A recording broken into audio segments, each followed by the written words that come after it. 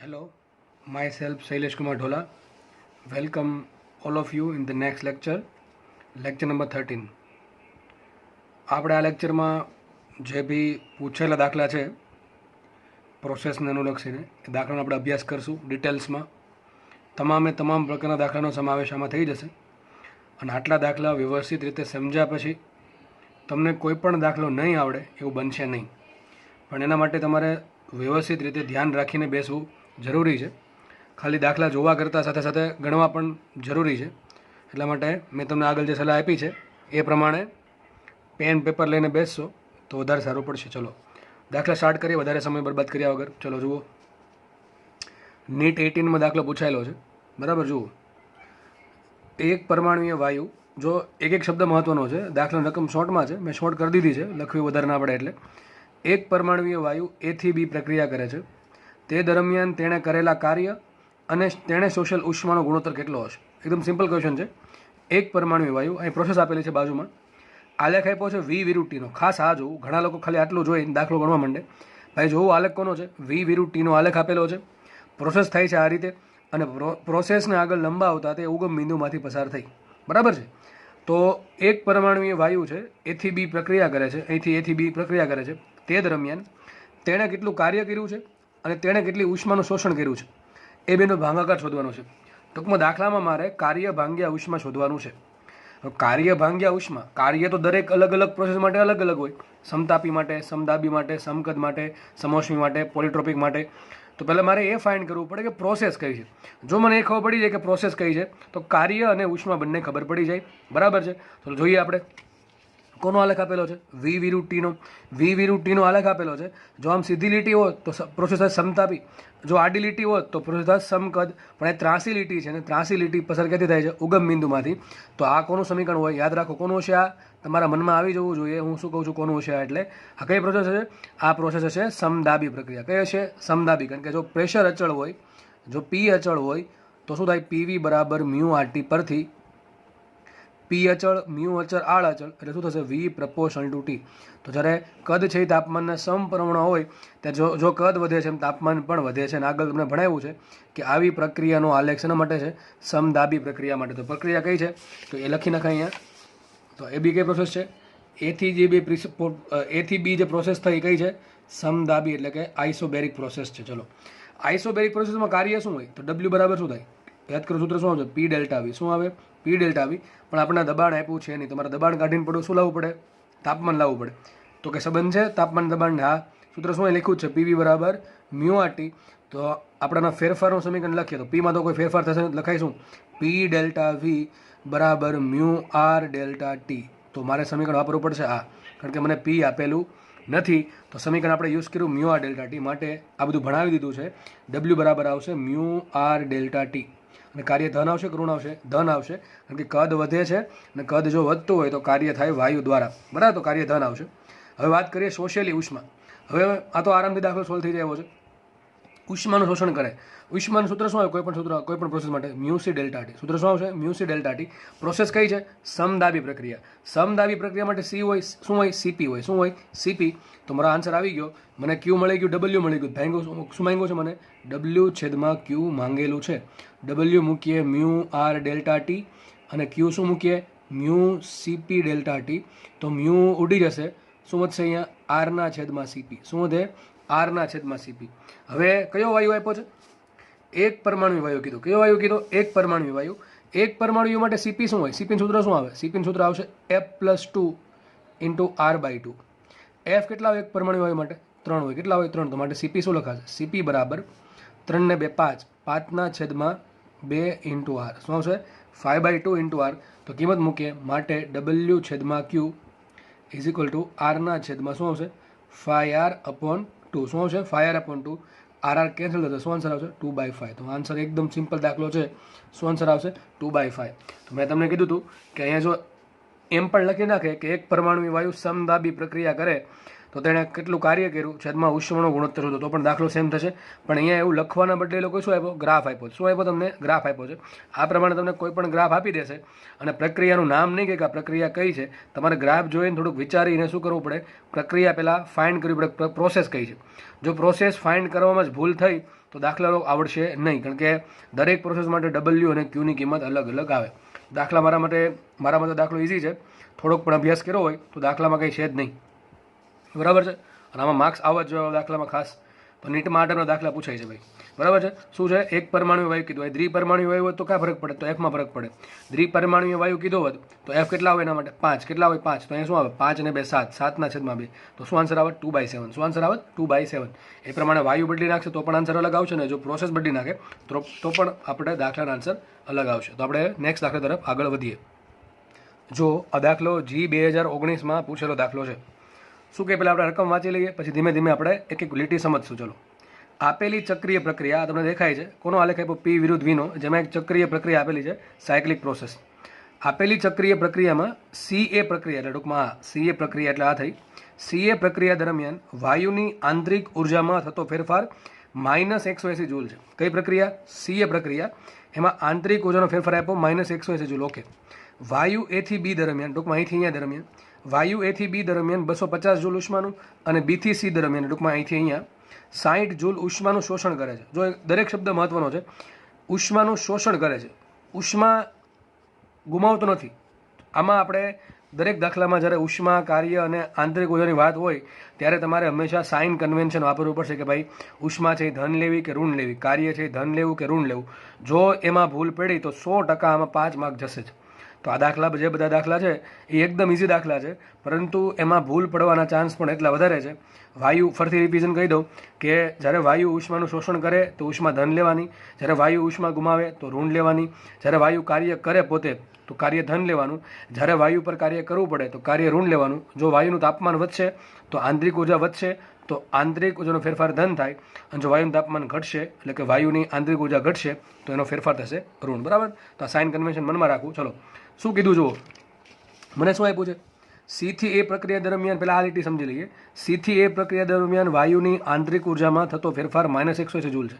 હવે આ દાખલો એ ટાઈપનો છે કે આમાં કદાચ છે ને, આઈ થિંક મારા મતે પેન પકડવાની જરૂર નથી, એવો દાખલો ઇઝી છે અને સીધો 4 માર્ક આવેલો છે. પહેલાં સમજીએ લીટી કે CA પ્રક્રિયા દરમિયાન વાયુની આંતરિક ઉર્જામાં થતો ફેરફાર -180 જૂલ છે. જો ટૂંકમાં વાયુ C થી A આવે તો આંતરિક ઉર્જા એની 180 જેટલી ઘટે છે. આ માઇનસ શું બતાવે, આંતરિક ઉર્જા 180 ઘટે છે. હવે ઘટવાનું કારણ શું? જો આ પ્રોસેસ કઈ છે, સમદાબી છે ને, કઈ છે, સમદાબી. તો દબાણ અચળ રહ્યું પણ કદ વધ્યું. હવે સમદાબી પ્રક્રિયા છે એટલે કે દબાણ અચળ છે તો સાબિત શું થાય, V પ્રપોર્શનલ ટુ T. તો કદ વધશે તો તાપમાન વધશે. પછી અહીં જુઓ આ પ્રોસેસ કઈ છે, B થી C. તો B થી C પ્રક્રિયા કઈ છે, અચળ કદ છે. કઈ છે, સમકદ એટલે કે અચળ કદ છે. તો અચળ કદ દરમિયાન કદ અચળ છે પણ દબાણ વધે છે. તો દબાણ વધવાના કારણે તાપમાન પણ વધશે. તો A થી B પ્રક્રિયા દરમિયાન પણ તાપમાન વધે છે અને B થી C પ્રક્રિયા દરમિયાન પણ તાપમાન વધે છે. તો Cનું તાપમાન A કરતાં વધારે હશે. પહેલી વાત તો એ ખબર પડે કે Cનું તાપમાન A કરતાં વધારે છે. જો Cનું તાપમાન A કરતાં વધારે હોય તો C પાસે આંતરિક ઉર્જા A કરતાં વધારે હોય. કેમ? આંતરિક ઉર્જા જેટલું તાપમાન વધારે હોય એટલી વધારે હોય. સૂત્ર શું આવે આંતરિક ઉર્જાનું? E internal is equal two F/2 μ RT. તો C પાસે આંતરિક ઉર્જા સૌથી વધારે છે. હવે વિચારો, હવે C પરથી ધીમે ધીમે જેમ વાયુ A તરફ આવશે એમ એનું તાપમાન ઘટવા માંડ્યું. તાપમાન ઘટશે તો આંતરિક ઉર્જા પણ ઘટશે. હવે હું એમ કહું કે C થી A આવે તો આંતરિક ઉર્જાનો ફેરફાર શું થાય, તો કે અંતિમ આંતરિક ઉર્જા માઇનસ પ્રારંભિક આંતરિક ઉર્જા. હવે અંતિમ આંતરિક ઉર્જાની કિંમત કેવી હશે, તાપમાન ઘટ્યું તો કેવી હશે, ઓછી હશે કે વધારે હશે, તો કે ઓછી હશે. તો અંતિમ આંતરિક ઉર્જામાંથી હું પ્રારંભિક આંતરિક ઉર્જા બાદ કરું, એટલે કે A માંથી C ની આંતરિક ઉર્જા બાદ કરું તો એનું તાપમાન ઓછું હોવાના કારણે શું થાય, આંતરિક ઉર્જા ઓછી હશે. તો ઓછીમાંથી તમે વધારે બાદ કરો તો શું આન્સર આવે, ઋણ આવે. એટલા માટે કેટલી કીધી છે, -180 જૂલ કીધી છે. મતલબ એમ જો કે A પાસે C કરતાં 180 જૂલ જેટલી આંતરિક ઉર્જા ઓછી છે. તો મતલબ તો આમ થાય કે જો હું C થી A તરફ આવું તો 180 જેટલી આંતરિક ઉર્જા ઘટશે. એનાથી ઊંધું, જો હું A થી C તરફ જાઉં તો આંતરિક ઉર્જા 180 જેટલી વધે. આ વસ્તુ ખબર પડવી જોઈએ. હું ફરીથી કહું છું, C થી A તરફ આવતા તાપમાન ઘટે છે એટલે આંતરિક ઉર્જા ઋણ આવી, અને A થી C તરફ જાઓ, ઊંધો જાઓ તો આંતરિક ઉર્જા વધશે, કારણ કે A થી C તરફ જતાં તાપમાન વધે છે અને તાપમાન વધશે તો આંતરિક ઉર્જા પણ વધશે. તો C થી A પ્રક્રિયા માટે આંતરિક ઉર્જા ઋણ છે પણ A થી C પ્રક્રિયા માટે આંતરિક ઉર્જા ધન છે.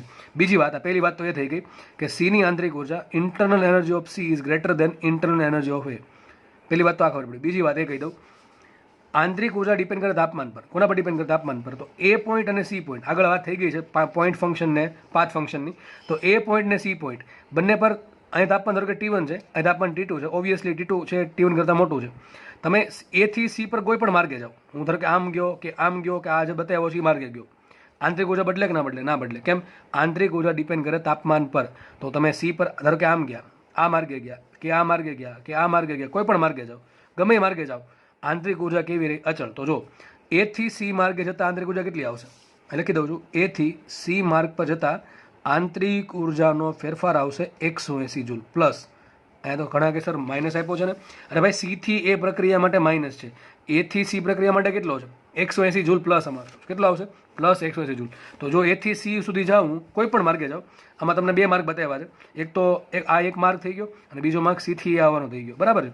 તો કોઈ પણ માર્ગે જાઓ, આંતરિક ઉર્જા બદલે નહીં, કારણ કે આંતરિક ઉર્જા ફંક્શન છે તાપમાનનું, અને તાપમાન ડિપેન્ડ કરે પોઈન્ટ પર. C ને A બિંદુ ફિક્સ હોય તો તાપમાન અચલ રહે છે, અને કોઈ પણ માર્ગે જાઓ આંતરિક ઉર્જા બદલે નહીં. તો પહેલી વાત હંમેશા યાદ રાખવી આવા દાખલામાં કે આંતરિક ઉર્જા છે એ પોઈન્ટ પર ડિપેન્ડ કરે. તમે ગમે એ પાથ પરથી, ગમે એ રસ્તા પરથી જશો, એકના એક પોઈન્ટ પરથી બીજા પોઈન્ટ જાઓ, પોઈન્ટ બે એના જ રહી, તો આંતરિક ઉર્જા બદલશે નહીં. તો પહેલી વાત મને ખબર પડી ગઈ કે A થી C પર જતાં આંતરિક ઉર્જા કેટલી આવે છે? 180 જૂલ આવે છે, બરાબર છે. હવે ચલો, A થી C માટે આંતરિક ઉર્જા કેટલી આવી? 180 જૂલ આવી. ચલો બરાબર, A થી C માટે આંતરિક ઉર્જા 180 જૂલ આવી. હવે જો આમાં બીજો માર્ગ છે, પહેલાં હું A થી B જાઉં, B થી C જાઉં, તો છેલ્લે ગયો ક્યાં હું? A થી C ગયો, પહેલાં આ માર્ગે ગયો હતો, આ માર્ગે મને C થી A માર્ગની આંતરિક ઉર્જા આપી -180 જૂલ. તો મેં શોધી નાખ્યું, આ A થી C માર્ગની આંતરિક ઉર્જા આવશે પ્લસ 180 જૂલ. હવે હું A થી C આમ જાઉં છું, આ માર્ગે. જો A થી C આ માર્ગે જવામાં આવે તો આંતરિક ઉર્જા કેટલી હશે? અરે ભાઈ, એકની એક જ રહી. કેમ? આંતરિક ઉર્જા પોઈન્ટ પર ડિપેન્ડ કરે. તમે A થી C આમ જાઓ કે આમ જાઓ, ફરક પડશે નહીં. તો એક કામ કરીએ આપણે, A થી B અને B થી C આ માર્ગ માટે પણ આંતરિક ઉર્જા કેટલી આવશે? આંતરિક ઉર્જાનો ફેરફાર પ્લસ 180 જૂલ. કેમ પ્લસ 180? C થી A તરફ આવતા આંતરિક ઉર્જા 180 ઘટે છે, એ જ રીતે A થી C જતાં આંતરિક ઉર્જા 180 વધશે. હવે ક્વેશ્ચન શું છે? વાયુ A થી B દરમિયાન, એટલે કે ટૂંકમાં આ પ્રક્રિયા દરમિયાન 250 જૂલ ઉષ્માનું શોષણ કરે, અને B થી C પ્રક્રિયા દરમિયાન 60 જૂલ ઉષ્માનું શોષણ કરે. તો જો A થી B પ્રક્રિયા માટે Q કેટલા છે? A થી B માટે Q છે કેટલા? QAB બરાબર 250 જૂલ. 250 જૂલ લખ્યા પછી લખી નાખવાની સંજ્ઞા બધીથી. તો ઉષ્માનું શોષણ કરે છે, તો આવશે પ્લસ આવશે કે માઇનસ? તો કે ભાઈ પ્લસ આવશે. પછી આગળ વધીએ, B થી C પ્રક્રિયા માટે Q કેટલા આપ્યા? તો B થી C માટે આપ્યા છે કેટલા આપ્યા? 60 જૂલ. એ પણ શોષણ કરે છે, શું આવશે? પ્લસ 60. તો A થી C જવા માટે, અહીંથી અહીંયા જવા માટે કુલ કેટલી ઉષ્મા શોષણ કરશે? તો લખી નખાય નીચે, A થી C જવા માટે કુલ કેટલી ઉષ્મા શોષે? તો બેનો સરવાળો કેટલી શોધશે? 250 પ્લસ 60 કેટલી શોધશે? 250 પ્લસ 60 કેટલી થશે? 310 જૂલ. તો A થી C જો જાય વાયુ, A થી C ગતિ કરે તો ઉષ્માનું શોષણ કરશે પ્લસ 310 જૂલ. અને A થી C જો જાય વાયુ તો આંતરિક ઉર્જાનો ફેરફાર કેટલો થશે? 180 જૂલ પ્લસ 180 જૂલ. માંગ્યું શું? તો પ્રક્રિયા ABC. જો ચક્રીય પ્રક્રિયા જ કીધી, ચક્રીય પ્રોસેસ ક્યારે બને? ABCA. શું લખ્યું અહીંયા? ABCA કે તો ચક્રીય પ્રક્રિયા બને. અહીંયા શું કીધું છે મને? તો પ્રક્રિયા ABC. ટૂંકમાં આ જે પ્રોસેસ છે આ, અથવા આ બરાબર આ જ થશે, એક જ થશે આ. ત્યાં કેટલું કાર્ય થયું? તો મને A થી C સુધીની ઉર્જા મળી ગઈ, ટૂંકમાં ABC પાથની. કઈ પાથની? મને ABC પાથની ઉષ્મા મળી ગઈ, અને ABC પાથનું મને આંતરિક ઉર્જા મળી ગઈ. તો ABC પાથનું કાર્ય મળે કે ના મળે? કયો નિયમ હેલ્પ કરશે? ઉષ્મા ગતિશાસ્ત્રનો પહેલો નિયમ, delta Q is equal to delta W plus delta E internal. સીધી વાત છે. ડેલ્ટા W શું આવશે? ડેલ્ટા W બરાબર delta Q minus delta E internal. તો ડેલ્ટા Q કુલ કેટલો આવશે? 310 માઇનસ 180 જૂલ. 310માંથી 180 બાદ કરવાના છે. આપણે કામ કરીએ, 300માંથી 180 બાદ કરો તો કેટલા વધે? 120 બરાબર. 120 ને બીજા 10 શું આવશે? 130 જૂલ. કેટલો આવશે? Plus 130 joule. તો જો જે ABC પ્રોસેસ જે છે એમાં થતું કાર્ય પ્લસ 130 જૂલ આવશે. હું તમને કહું પેન પકડા વગર દાખલો કેમ કરવો. જુઓ, દાખલો આઈ થિંક જો બુદ્ધિ ચાલતી હોય તો 15-20 સેકન્ડ વારંવાર સોલ્વ થઈ જેવો દાખલો છે. જો તમને શું કીધું? C થી A પ્રક્રિયામાં આંતરિક ઉર્જાનો ફેરફાર આપ્યો -180 જૂલ. તો મતલબ કે હું નીચે આવું, C થી A તરફ આવું તો આંતરિક ઉર્જા ઘટે છે કેટલી? 180 ઘટે છે. ટૂંકમાં મતલબ એમ થયો કે C નું તાપમાન વધારે હશે, એનું તાપમાન ઓછું હશે, તો એનાથી ઉલટું. જો હું A થી C જાઉં તો તાપમાન વધશે, અને જો તાપમાન વધતું હોય તો આંતરિક ઉર્જા પણ વધશે. ટૂંકમાં A થી C જાઉં તો આંતરિક ઉર્જામાં પ્લસ 180નો વધારો થશે. ટૂંકમાં મારો આંતરિક ઉર્જાનો ફેરફાર A થી C માટે 180 હશે, બરાબર, પ્લસ 180. આગળ વાયુ A થી B દરમિયાન 250 જૂલ. ટૂંકમાં આજે પ્રોસેસમાં કેટલી ઉષ્મા મળી? 250 તો પ્લસ આવશે. અને B થી C પ્રક્રિયામાં ઉષ્મા મળી કેટલી? મને કેટલી ઉષ્મા મળે છે વાયુને? 60 જૂલ. તો બંને પ્રોસેસમાં વાયુ ઉષ્માનું શોષણ કરતો હોવાથી ઉષ્મા લેશું ધન. તો આ પ્રક્રિયામાં ઉષ્મા આવી 250 જૂલ, આ પ્રક્રિયામાં ઉષ્મા એવી 60 જૂલ, તો કુલ કેટલી થશે 250 પ્લસ 60 કેટલી થશે કુલ 310 જૂલ. તો વાયુને કુલ 310 જૂલ ઉષ્મા મળે છે. મને માંગ્યું છે એબીસી પ્રક્રિયામાં કાર્ય. વિચારો, આંતરિક ઉર્જાની વાત કરી, ઉષ્માની વાત કરી, તો કાર્ય મળે કે ના મળે? મળશે. કયો નિયમ લાગુ પડે? ઉષ્મા ગતિશાસ્ત્રનો પહેલો નિયમ. તો જુઓ અહીંયા કેટલી ઉષ્મા મળી? કુલ એ થી સી જતા ઉષ્મા મળે છે કુલ 310 જૂલ. એ થી સી જતા હવે ઘણાના મનમાં આમ થાય કે સી થી એ તો આ છે ને, તો આના માટે તમને કીધું આંતરિક ઉર્જા 180 જૂલ આવે, તો આના માટે આંતરિક ઉર્જા કેમ 180 જૂલ આવે? અરે ભાઈ, આંતરિક ઉર્જા છે એ પથ પર ડિપેન્ડ કરે નહીં. તમે એથી સી કોઈ પણ માર્ગે જાઓ, આંતરિક ઉર્જા ડિપેન્ડ કરે તાપમાન પર, અને તાપમાનના 2 પોઈન્ટ ફિક્સ હોય તો તાપમાન તો બદલવા નથી. હવે તમે એથી સી કોઈ પણ માર્ગે જાઓ, કોઈ પણ માર્ગે, આમાં દોરો છે કે એ સિવાયના, કદાચ આમ ફરીને પાછા ન્યાય આવ્યા સી તરફ, તો પણ આંતરિક ઉર્જા કેના પર ડિપેન્ડ કરે? ખાલી માત્ર ને માત્ર સી ને એ પોઈન્ટ પર ડિપેન્ડ કરશે.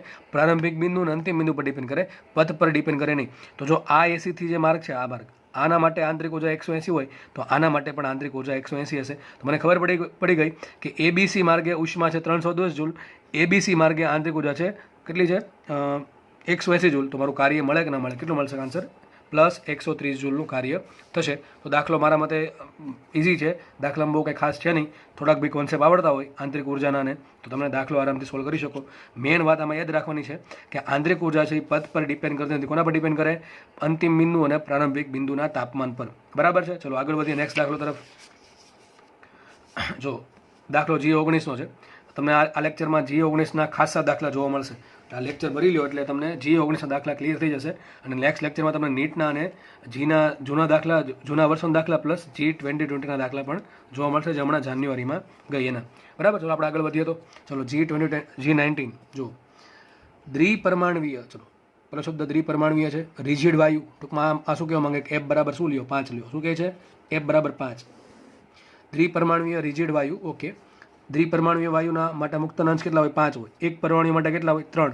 દ્વિપરમાણવીય રિજિડ લખવું હોય અથવા નીચું તાપમાન લખવું હોય તો 5 હોય, અને ખાલી દ્વિપરમાણવીય ઊંચું તાપમાન લખવું હોય તો F બરાબર આવશે 7. બહુપરમાણવીયમાં CO2 તમારે ખાલી યાદ રાખવાનું છે, કેટલા હોય? 6. ચલો, તો દ્વિપરમાણવીય રિજિડ વાયુના અણુને Q ઉષ્મા અચળ કદે આપતા તેના તાપમાનનો વધારો ડેલ્ટા ટી થાય છે. તો Q બરાબર સૂત્ર શું આવશે અચળ કદ માટે? મ્યુ સીવી ડેલ્ટા ટી. શું સૂત્ર આવશે? Q બરાબર મ્યુ સીવી ડેલ્ટા ટી. બરાબર? આ પહેલી લીટી પરથી મને આટલી ખબર પડી ગઈ કે દ્વિપરમાણવીય રિજિડ વાયુના અણુને Q ઉષ્મા આપતા અચળ કદે, આ શબ્દ મહત્વનો છે, તેના તાપમાનમાં ડેલ્ટા ટી વધારો થાય છે. ઓકે, ચલો આગળ વધીએ. જો આ પ્રક્રિયા અચળ દબાણે કરવામાં આવે, જો આ પ્રક્રિયા અચળ દબાણે થતી હોય તો સમાન તાપમાનના વધારા માટે કેટલી ઉષ્મા, તો સમાન તાપમાનના વધારા માટે જરૂરી ઉષ્મા NQ છે. તો N કેટલા? ટૂંકમાં આ દાખલો તમને ઇન્ટીજર સ્વરૂપે પૂછી શકે. જો એક પ્રોસેસ મને કઈ આપી? અચળ કદવાળી. આ કઈ છે? અચળ કદવાળી. હવે લઉં હું અચળ દબાણવાળી. તો અચળ દબાણવાળી માટે ધારો કે પ્રોસેસમાં ઉષ્મા જોવે છે Q ડેશ. કેટલી જોવે છે? Q dash. મારે Q ડેશ શોધવાનું છે. તો Q ડેશ બરાબર શું લખાય? Q બરાબર, આ પ્રોસેસ કઈ છે? અચળ દબાણ માટે સૂત્ર શું આવશે? Q બરાબર મ્યુ CP ડેલ્ટા ટી. બરાબર છે? તો Q ડેશ શોધવાના છે. F બરાબર 5 આપેલા છે. આપણે કામ કરીએ, Q ડેશ ભાગ્યા Q કરી દો. જો પહેલી પ્રોસેસ કીધી મને અચળ કદે, અને બીજી પ્રોસેસ કીધી અચળ દબાણ, અને ખાલી માત્ર ઉષ્માની વાત છે તો આપણે ઉષ્માનું સમીકરણ બનાવ્યું. ચલો, માટે Q ડેશ ભાગ્યા Q. ચલો, Q ડેશ ભાગ્યા Q સૂત્ર શું આવશે? Mu CP delta T. બંને જગ્યાએ ડેલ્ટા ટી કેમ સમાન છે? કારણ કે શું કીધું? સમાન તાપમાનનો વધારો. જેટલો તમે અચળ કદે તાપમાન વધારો છો એટલું જ તમારે CP એટલે કે અચળ દબાણે વધારવાનું છે. અને બેમાં મ્યુ તો સરખા જ રહેશે જથ્થો. ચલો આગળ વધીએ. અને Q બરાબર શું આવશે? Mu CV delta T. તો Q આવશે મ્યુ CV ડેલ્ટા ટી અને Q ડેશ આવશે મ્યુ CP ડેલ્ટા ટી. શું વધશે? ખાલી અહીંયા CP છેદમાં CV. શું વધશે? CP છેદમાં CV. CP છેદમાં CV ને શું કહેવાય? ગેમા. માટે સાબિત શું થયું? Q ડેશ બરાબર Q ઇન્ટુ ગેમા. શું સાબિત થયું? Q into gamma. આ લોકોએ કીધું શું છે? કેટલી ઉષ્મા જોવે છે? NQ. તો આપણે Q ડેશ બરાબર અહીંયા કેટલા આપ્યા છે? N into Q. તો સાબિત શું થયું? માટે N બરાબર આવશે ગેમા. કેટલા આવશે? N બરાબર ગેમા. અને ગેમા કેટલા હોય? તો કયો વાયુ છે? દ્વિપરમાણુય રિજિડ વાયુ. તો દ્વિપરમાણુય વાયુ માટે ગેમા કેટલો હોય? સૂત્ર શું આવશે? ગેમા બરાબર F+2 છેદમાં F. શું આવશે? CP છેદમાં CV. CP કેટલા હોય? F+2 R/2 અને CV હોય ખાલી FR/2. એટલા માટે શું વધશે? F+2 R/2. શું આવશે? 5 મૂકો. 5 + 2 છેદમાં 5. તો શું આવશે? 7/5. તો મારા માટે N શું હશે? ગેમા. અને ગેમા કેટલા હશે? 7/5. આ મારો આન્સર આવી ગયો. અથવા કેટલા હશે? 2 વડે ગુણો, 2 વડે ભાંગો. શું થાય? 1.4. તો આન્સર આવશે N બરાબર 1.4. એકદમ ઇઝી દાખલો, એકદમ ઇઝી દાખલો. અને રોકડા 4 માં કયો દાખલો છે? G2019. બરાબર છે? ચલો આગળ વધશું. ચલો નેક્સ્ટ દાખલો G19નો છે. અને દાખલો મને કરાવવાની પણ ઈચ્છા થતી નથી, કારણ કે દાખલામાં એક આપણે લેક્ચર બગાડેલો છે. આગળનો લેક્ચર જે છે એ આખો આ સમજાવવામાં મેં કાઢ્યો હતો કે કેમ, કઈ પ્રોસેસ, કઈ નામ આપશું આપણે. ચલો દાખલા રકમ વાંચે. જુઓ, G19માં પૂછેલ દાખલો છે. જુઓ, આપેલ પ્રક્રિયાઓમાંથી કઈ પ્રક્રિયાઓ સમકદ, સમદાબી, સમતાપી અને સમોષ્મી છે દર્શાવો. દાખલાની રકમ મેં ફેરવી નાખી છે. તમને રકમ આમાં એમાં જોડકા જોડવાનું કીધું હતું. આ નામ આપ્યા હતા ABCD અને આ સાઈડ નામ હતા પ્રક્રિયાના નામ જોડવાના હતા કે એ જોડે કઈ પ્રોસેસ આવશે, બી જોડે કઈ આવશે. હવે એટલું બધું આપણે શું કહેવાય, એટલું તો આપણે ઓપ્શન આપવાનો ટાઈમ નથી, એટલા માટે મેં થોડીક પ્રોસેસ બદલાઈ નાખી છે. ટૂંકમાં રકમની જે ભાષા છે એ બદલાઈ નાખી છે, બરાબર છે. દાખલાનું સ્વરૂપ મેન કામ આપણે એ છે કે આપણે પ્રોસેસ ઓળખવાની છે. એમાં તમને ઓપ્શનમાં શું આપ્યા હતા? 4 ઓપ્શન આપ્યા હતા કે એ પ્રોસેસ છે કઈ છે, બી છે કઈ છે, સી કઈ છે, CD, બરાબર. અને નામ આપ્યા હતા કે સામે જોડકા જોડવાના હતા અને જોડકા જોડવાના નીચે 4 ઓપ્શન આપ્યા હતા. તો આપણે એનો કંઈ મતલબ નથી એ ઓપ્શન લખવાનો, બરાબર. આપણે ખાલી એ ફાઇન્ડ કરી નાખીએ અહીંયા કે કઈ પ્રોસેસ કઈ બતાવે છે. તો જુઓ, કોનો પહેલાં આલેખ છે ખાસ જોવાનું. ઘણા ઉતાવળા થઈ જાય એટલે સીધા 5 માર્ક જાય. કોનો આલેખ છે? P વિરુદ્ધ V નો આલેખ છે. એકદમ સિમ્પલ આલેખ છે, P વિરુદ્ધ V નો. તો આમને ખબર પડી જાય. આ તો સીધી કઈ થાય કે ખબર, કદાચ થર્મોડાયનેમિક્સમાં કાંઈ આવડતું ન હોય તો ખબર પડી જાય કે આ પ્રોસેસ કઈ છે, સમદાબી છે, આ કઈ છે, સમકદ છે. કારણ કે આ પ્રોસેસ માટે કદ બદલતું નથી, આના માટે દબાણ બદલતું નથી. પણ જે કહાની છે અહીંયા છે, 2 ઓપ્શન તો તમારા આરામથી આવડી જશે કે ભાઈ ચલો લખી નાખું. એ કઈ બતાવશે અહીંયા? એ બતાવશે સમદાબી, એ બતાવશે સમદાબી. પછી આ D કઈ બતાવશે? D છે સમકદ. ચલો D છે સમકદ, ઓકે. ચલો B કઈ બતાવશે અને ચલો C કઈ બતાવશે. તો તમને શીખવાડેલું છે કે સમતાપી પ્રક્રિયા માટે ઢાળ કેટલો હોય? -P/V. અને સમોષ્મી માટે ઢાળ કેટલો હોય? -γ/P/V. હવે ગેમાની કિંમત 1 કરતાં વધારે હોય એટલે સાબિત એવું થાય કે સમોષ્મી પ્રક્રિયાનો ઢાળ સમતાપી પ્રક્રિયાના ઢાળ કરતાં વધારે હોય. આ બે પ્રક્રિયા જુઓ, એક છે આ પ્રોસેસ અને એક છે આ પ્રોસેસ. એમાં ઢાળ કોનો વધારે લાગે? તો કે ભાઈ નીચેની પ્રોસેસ. અહીં સ્પર્શક દોરો તો ખૂણો બનશે મોટો અને અહીંયા સ્પર્શક દોરો તો ખૂણો બનશે નાનો. તો C પ્રક્રિયા છે એના માટે ઢાળ વધારે છે એટલે સમોષ્મી પ્રક્રિયા હોય, અને B પ્રક્રિયા કઈ હોય? સમતાપી પ્રક્રિયા હોય. આ તમે આરામથી જોઈને કહી શકો છો જો તમે આગળનો મારો લેક્ચર જોયો હોય તો એવા લોકોને હું વિનંતી કરું છું કે જેણે લેક્ચર નથી જોયો આગળના લેક્ચર અને ડાયરેક્ટ આ લેક્ચરમાં કૂદકો માર્યો છે, એને હું સલાહ આપીશ કે આગળના લેક્ચર જુઓ તો તમને આરામથી મજા આવશે અને ફટાફટ તમારા મગજમાં પણ કેલ્ક્યુલેશન થશે. ચલો, તો B પ્રોસેસ કઈ હશે? સમતાપી હશે અને C હશે સમોષ્મી. તો આરામથી આન્સર મળી જાય. B હશે સમતાપી અને C હશે સમોષ્મી. પછી તમારે જોડકા જોડી દેવાના, બરાબર છે. ચલો આગળ વધીએ, નેક્સ્ટ પ્રશ્ન સોલ્વ કરીએ. નેક્સ્ટ પ્રશ્ન પણ G2019નો છે. ચલો જુઓ શું ક્વેશ્ચન છે. આપેલ પ્રક્રિયા માટે વાયુ દ્વારા થતું કાર્ય મેળવો. ચલો એકદમ સિમ્પલ ક્વેશ્ચન છે. કોનો આલેખ આપેલો છે? P વિરુદ્ધ V નો. અરે ભાઈ આ દાખલો કરાવી દીધો છે. ક્યાં કરાવ્યો? તો આગળના લેક્ચરમાં તમને અલગ અલગ પ્રોસેસ દોરીને જ્યારે કાર્ય મેળવાતા આપણે એમાં આગળ આની જેવો દાખલા આવી જ ગયા છે, બરાબર છે. તો ચલો જોઈ લઈએ આ દાખલો. હવે કોનો આલેખ છે? P વિરુદ્ધ V નો આલેખ છે. તો P વિરુદ્ધ V ના આલેખ પરથી કાર્ય કઈ રીતે મળે? P વિરુદ્ધ V ના આલેખ પરથી કાર્ય મળે આલેખના ક્ષેત્રફળ પરથી. અને જોવાનું આલેખનું ક્ષેત્રફળ. તો આ જે પ્રોસેસ છે એ કઈ પ્રોસેસ છે? ચક્રીય પ્રક્રિયા છે. કઈ પ્રક્રિયા છે? ચક્રીય પ્રક્રિયા. તો ચક્રીય પ્રક્રિયામાં કાર્ય કઈ રીતે મળશે? ચક્રીય પ્રક્રિયામાં અંદર ઘેરાતા એરિયા જેટલું હોય. કેટલું કાર્ય હોય? ચક્રીય પ્રક્રિયામાં અંદર ઘેરાતા એરિયા જેટલું. તો પહેલાં આપણે કાર્ય ફાઇન્ડ કરી નાખીએ, પછી વિચાર કરીએ એ પ્લસ આવશે કે માઇનસ આવશે. ચલો કાર્ય બરાબર શું થાય? એરિયા. અને એરિયા કોનો એરિયા આવશે? આ કાટકોણ ત્રિકોણનો એરિયા આવશે. કોઈ પણ ત્રિકોણનો એરિયા શું હોય? 1/2 પાયો ગુણ્યા વેધ. ચલો પાયો, સપોઝ કે આ પાયો લઈએ, તમે કોઈ પણ પાયો લઈ શકો છો. તો આ મારા માટે પાયો થઈ ગયો. તો પાયો શું આવશે? અહીંયા છે દબાણ પાસ્કલમાં છે અને આ મીટર ક્યુબમાં, એટલે બીજી કોઈ ચિંતા છે નહીં, એકમ નહીં. અહીંયા દબાણ કેટલું છે? 1. અહીંયા દબાણ છે 6. તો કેટલો પાયો આવશે? 5નો આવશે ને. કેટલા પાસ્કલ થશે? બે વચ્ચે ડિફરન્સ કેટલો આવશે? પાયો આવશે 5નો. તો 1/2 ઇન્ટુ પાયો 5નો થઈ ગયો 5 પાસ્કલ ઇન્ટુ વેધ. તો આ થઈ જશે વેધ. વેધ શું આવશે? અહીંયા કદ આપ્યું 1, અહીંયા કદ આપ્યું 4. તો કેટલું કદ હશે બે વચ્ચે? ડિફરન્સ કેટલો હશે? 4નો. તો 5 ચોક 20 ભાગ્યા 2 શું આવશે? 10 જૂલ. શું આન્સર આવે? 10 જૂલ. તો જો એકદમ સિમ્પલ દાખલો છે અને G19માં પૂછેલ દાખલો છે. આપણે હજી આગળ આપણે દાખલાની પ્રેક્ટિસ કરીએ હજુ, બરાબર છે. નેક્સ્ટ દાખલો પણ G2019નો છે. સોલ્વ કરીએ. એક પરમાણુય વાયુના વાયુ કીધો છે, ઓકે. એક પરમાણુ વાયુના અડધા મોલ, કે મ્યુ આપ્યા અડધા મોલ વાયુને અચળ દબાણ 1 atm પર 20 ડિગ્રીથી 90 ડિગ્રી સેન્ટીગ્રેડ ગરમ કરવામાં આવે તો થતું કાર્ય શોધો. એકદમ સિમ્પલ દાખલો છે. તમને પ્રોસેસ પણ કહી દીધી. અચળ દબાણ છે 1 atm એટલે ટૂંકમાં અચળ દબાણ છે. તાપમાન વધારવાનું છે 20 ડિગ્રીથી 90 ડિગ્રી સેન્ટીગ્રેડ. વાયુ આપ્યો એક પરમાણુ એનો જથ્થો આપ્યો છે મ્યુ બરાબર 0.5 અને આર આપ્યા તમને 8.314 જૂલ પર મોલ ઇન્ટુ કેલ્વિન. ચલો દાખલો સોલ્વ કરીએ. તો પ્રોસેસ કઈ છે? અચળ દબાણ. અચળ દબાણ માટે કાર્યનું સૂત્ર શું આવે? W બરાબર P ડેલ્ટા V. પણ P ડેલ્ટા V અહીંયા આપ્યું છે નહીં, તો સૂત્ર શું આવે? PV બરાબર મ્યુ આર ટી. PV બરાબર શું હોય? Mu R T. હવે મ્યુ આર ટી નથી આપ્યા, શું આવશે? P ડેલ્ટા V બરાબર આવશે, સોરી મ્યુ આર ટી જ આપેલા છે, PV નથી આપ્યું, એટલા માટે આપણે લખવું પડે P ડેલ્ટા V બરાબર મ્યુ આર ડેલ્ટા ટી. તો આના બરાબર શું લખી શકાય? આ લખી શકાય. અને આ વાત પહેલી વખત નથી થતી, આ ઘણી વખત વાત થઈ ગઈ છે. એટલે શું આવશે સૂત્ર કાર્યનું અચળ કદ માટે? Mu r delta t. બસ તમારે મ્યુ આર અને ડેલ્ટા ટીની કિંમત મૂકવાની છે. તો વિચારો, આવા દાખલા જીમાં પૂછાય છે. તો મ્યુમાં શું આવશે? મ્યુ કેટલા આવશે? અડધો મોલ ઇન્ટુ આર કેટલા છે? 8.31 ઇન્ટુ ડેલ્ટા ટી. કેટલું તાપમાન વધે છે? 20 ડિગ્રીમાંથી વધ્યું કેટલું? 90 ડિગ્રી. તો શું આવશે તફાવત? 90 માઇનસ 20 શું થાય? 70. તો હવે તમે એક કામ કરીએ, આ 70 અહીં ગુણ દો, શું થાય? 83 ગુણ્યા 7 ભાગ્યા 2. ડબલ્યુ ઇઝ ઇક્વલ ટુ 7 તેરી 21 વધી પડી 2, 8 7 56 ને 2 58, 582 સોરી 581 ભાગ્યા 2. આપણે 580 લઈ લઈએ. તો 580 પ્રમાણે કેટલો આન્સર આવશે? 58 ભાગ્યા 2 શું થાય? 29 થાય ને? શું થાય? 60 ભાગ્યા 2 30 થાય. તો 58 ભાગ્યા 2 29. શું આવશે? 290 સેન્ટીગ્રેડ. કારણ કે આ સેન્ટીગ્રેડમાં તો અહીં શું આવશે? સોરી, કાર્ય તો શું છે? 290 જૂલ. તો આ તમારો આન્સર આવી ગયો. બહુ ઇઝી દાખલો છે. 290 જૂલનું કાર્ય થશે. બરાબર, ચલો આગળ વધીએ. નેક્સ્ટ દાખલો પણ જી 2019નો છે. તમે જોઈ શકો છો થર્મોડાયનેમિક્સનું ઇમ્પોર્ટન્સ. એકે પેપર એવું નહીં હોય જીનું નીટનું કે જેમાં થર્મોડાયનેમિક્સ પૂછાતું નહીં હોય. બરાબર છે. ઘણી વખત તો એવું બનશે કે પ્રશ્નમાંથી એક નહીં પણ 2 થી 3 4 પ્રશ્ન પૂછી નાખે, ખાસ નીટમાં. બરાબર છે. તો ધ્યાન વ્યવસ્થિત રાખવામાં. અને ચેપ્ટર ઇઝી છે, બધું કાંઈ ખાસ છે નહીં. ટોટલ ચેપ્ટર કોન્સેપ્ચ્યુઅલ છે, એટલે કોન્સેપ્ટ આવડશે તો જ દાખલા આવડશે, બાકી આવડશે નહીં. બરાબર, આગળ વધીએ આપણે. જો શું છે? દ્વિપરમાણુય રિજિડ વાયુ, ટૂંકમાં એફ કેટલા 5 આપવાનું કહે છે, સમોષ્મી વિસ્તરણ પામી. સમોષ્મી વિસ્તરણ કરતા પ્રક્રિયા કઈ આપી? Tv⁴x બરાબર અચળ. મેં તમને એક લેક્ચરમાં સમોષ્મીમાં કીધું હતું કે આ ટાઈપના દાખલા પૂછાય છે કે જેમાં તમને પ્રોસેસ આપી દેશે અને કહેશે કે વાયુ કયો છે. આમાં ઊંધો દાખલો પૂછાણો. તમને પ્રોસેસ માટે બધું આપી દીધું, ટૂંકમાં વાયુ આપી દીધું છે, પ્રોસેસનું સમીકરણ માંગ્યું છે. તો આ તો આપણને દાખલો આરામથી આવડી જવો છે. ચલો, સમોષ્મી વિસ્તરણ પામે એમ કીધું છે. ચલો, સમોષ્મી પ્રક્રિયાનું સમીકરણ શું હોય? તો ફટાફટ તો પહેલાં યાદ આવે Pv⁴ બરાબર અચળ. શું યાદ આવે? Pv⁴ બરાબર અચળ.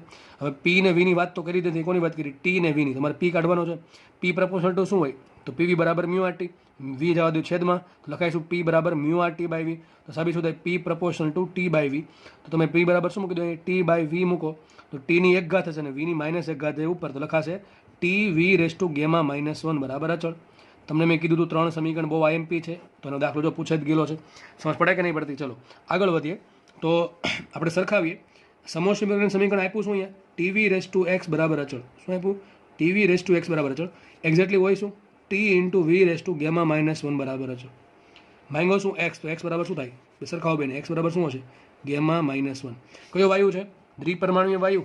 દ્વિપરમાણુ માટે ગેમા શું? યાદ કરો, F+2/F. બરાબર શું છે? F+2/F. હવે દ્વિપરમાણુ વાયુ રિજિડ વાયુ છે તો F કેટલા હોય? 5. કેટલા હોય? 5. તો મૂકો 5 + 2 7 છેદમાં 5. તો શું આવશે? 7/5. તો 7/5 -1 એટલે શું આવશે? માટે x બરાબર આવશે 5 × 5 -7 એટલે શું આવશે? 2/5 આન્સર. તો x મને મળી ગયો કેટલો? 2/5 અથવા 0.4, જે પણ ઓપ્શન હોય. તો એકદમ જુઓ કેટલી વાર લાગે, લગભગ 30 સેકન્ડ થતી સોલ્વ કરતા. બરાબર છે. આ તો સમજાવવું પડે એટલે વધારે વાર લાગે, બાકી તો ફટાફટ દાખલો સોલ્વ થાય એવો છે. તો તમારા કોન્સેપ્ટ ક્લિયર હોય, જેટલા કોન્સેપ્ટ મજબૂત હશે એટલા આરામથી દાખલા સોલ્વ કરી શકશો. બરાબર, ચલો આગળ વધીએ આપણે. તો દાખલામાં કોઈને કાંઈ પ્રોબ્લેમ તો નહીં જ હોય એવું હું વિચારી લઉં, કારણ કે તમને સીધું કહી દીધું છે સમોષ્મી પ્રક્રિયા છે અને Tv⁴x સમીકરણ આપ્યું છે અને એક્સને શોધવાના છે. તો આપણે શું કર્યું? કદાચ તમને માનો કે આ સમીકરણ યાદ છે Pv⁴ બરાબર છે, તેના પરથી આ સમીકરણ બનાવ્યું T⁴ અને સરખાયું કોની જોડે? આ જે આપ્યું છે એની જોડે. તો સાબિત થયું કે x બરાબર શું હશે? γ-1. વાયુ કહી દીધું દ્વિપરમાણુય રિજિડ વાયુ, તો F કેટલા હોય? 5. અને જો F 5 હોય તો એના માટે ગેમા શું થાય? 7/5. 7/5 - 1 શું થશે? 2/5 આન્સર આવશે. ચલો આગળ વધશું આપણે. નેક્સ્ટ દાખલો સોલ્વ કરીએ આપણે. એ પણ દાખલો જી 2019નો જ છે. બરાબર છે. જુઓ ચલો. 1 મોલ 1 પરમાણુય વાયુ પર થતી પ્રક્રિયા આપી છે Vt બરાબર K, જ્યાં K અચળ છે. ટૂંકમાં તમને Vt બરાબર અચળ એવી પ્રક્રિયા આપેલી છે. આ પ્રક્રિયામાં તાપમાનનો વધારો ΔT થતો હોય તો વાયુ દ્વારા શોષાયેલ ઉષ્મા શોધો. તો વાયુ કેટલી ઉષ્માનું શોષણ કરે શોધવાનું છે. ઓપ્શનમાં આર સ્વરૂપે આન્સર છે. મેં લખ્યું છે આર છે વાયુની નિયતાંક અને પ્રક્રિયામાં વાયુની વિશિષ્ટ ઉષ્મા અચળ રહે છે. તો જો મારે શોષાયેલી ઉષ્મા શોધવાની છે. હવે શોષાયેલી ઉષ્મા તો જ મળે જો મને પ્રક્રિયા કઈ છે એ ખબર પડે. તો પ્રક્રિયા શોધવાની છે આપણે. અને યાદ રાખો, જ્યારે પ્રક્રિયા વિચિત્ર આપી હોય, જેમ કે Vt બરાબર કે એવી પ્રક્રિયા કે છે જ નહીં કે Vt બરાબર અચળ એવી પ્રોસેસ છે નહીં. હા, આવી પ્રોસેસ છે કે T⁴ બરાબર છે. તો આ કઈ થાય? સમોષ્મી થાય. પણ અહીંયા આવું કીધું નથી. અહીંયા શું કીધું? સિમ્પલ Vt બરાબર અચળ. તો યાદ રાખો, જ્યારે આ ટાઈપની પ્રોસેસ આપી હોય વિચિત્ર પ્રકારની, ત્યારે હંમેશા ઠેકડો મારવો પોલીટ્રોપિક પ્રોસેસમાં. શેમાં મારવો? પોલીટ્રોપિક પ્રોસેસમાં. તો આપણે એને એક કામ કરીએ, પોલીટ્રોપિક પ્રોસેસમાં ફેરવીએ. તો પોલીટ્રોપિક પ્રોસેસનું સમીકરણ શું આવે? PV⁴n બરાબર અચળ. શું આવે? PV⁴n બરાબર અચળ. તો PV⁴n સ્વરૂપે ફેરવવા માટે એક કામ કરીએ. વી તો ચલો ચાળા કરશું નહીં, વી તો અહીંયા આવી ગયો. વાત કરીએ ટીની, તો ટી કાઢીને દબાણ લાવવાનું. તો કે સંબંધ છે ટી પી ને વીને? હા. કયું સૂત્ર આવશે? PV બરાબર μRT. શું આવે? PV બરાબર μRT. તો ટી બરાબર શું લખાય? PV/μR. શું લખાય? PV/μR. અને આ પ્રમાણે જવું ન હોય તો શું સિમ્પલ લખી નાખવાનું? T proportional to PV. શું લખી નાખવાનું? T proportional to PV. તો આપણે કામ કરીએ. મને પ્રોસેસ આપી કઈ? પ્રોસેસ મને આપી છે VT બરાબર અચળ. શું આપી મને? VT બરાબર અચળ. એમાં ટી જગ્યાએ શું લખી નાખું? P into V. તો શું આવશે અહીંયા? P V એમને રાખીએ. ટી જગ્યાએ શું લખી નાખવાનું? P into V બરાબર અચળ. આ મ્યુઆરની ચિંતા એટલા માટે ન કરવાની, કારણ કે મ્યુઆર પોતે કેવું છે? અચળ ને અચળ ભેગું ભળી જશે, એટલે ટૂંકમાં અચળ જ થવાનું છે એટલા માટે. બાકી એક્ઝેક્ટલી તમે લખી શકો નહીં, ટીની જગ્યાએ PV બરાબર લખાય નહીં. શું લખવું પડે? એક્ઝેક્ટલી ટીની જગ્યાએ લખવું પડે PVના છેદમાં મ્યુઆર. મ્યુઆર ક્યાં જશે? અચળ જોડે ગુણાશે, જે અચળ જ થઈ જશે. એટલા માટે મેં સિમ્પલ ટીની જગ્યાએ શું મૂકી દીધું? PV. તો સાબિત થયું V into V થઈ ગયા P², અરે V² ને ઇન્ટુ V શું આવશે? માટે PV² બરાબર અચળ. તો મને પ્રોસેસ આપી કઈ હતી? પ્રોસેસ આપી હતી VT બરાબર અચળ. મેં એને જેવું જ શું છે? PV² બરાબર અચળ. તો મેં જે પ્રોસેસ આપી હતી VT બરાબર અચળ, એને ફેરવી નાખી PV² બરાબર અચળ. કારણ કે જ્યારે એવું લાગે કે પ્રોસેસ વિચિત્ર છે, ગેમાં નથી આવતું કે બીજું કાંઈ નથી આવતું, ત્યારે મોસ્ટલી પોલીટ્રોપિક પ્રોસેસ હોય છે.